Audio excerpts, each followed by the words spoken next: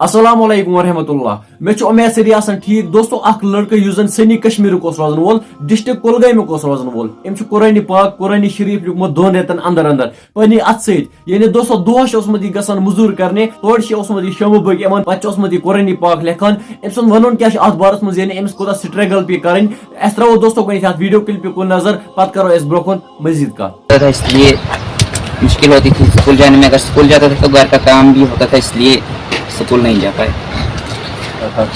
जी 3-4 घंटे हमें मिलता है वहाँ से।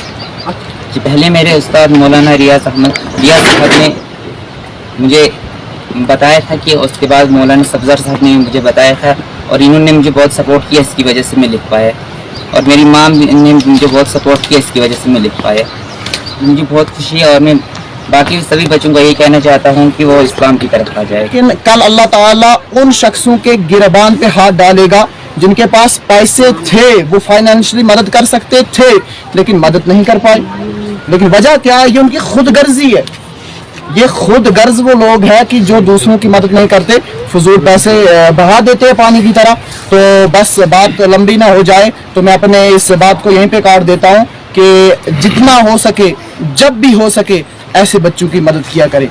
हार्ड वर्क कर खुदा सोमन दिस वनस इज्जत। यानी दोस्तों अगर इंसान कह शख्स हार्ड वर्क कर यानी मेहनत कर, खुदा सोब त्रा तमिस जहन पत्थर। बे अगर तुम अत मुतलिक राय तुम कमेंट सेक्शनस में जरूर वन। वीडियो में इजाजत। अल्लाह हाफिज।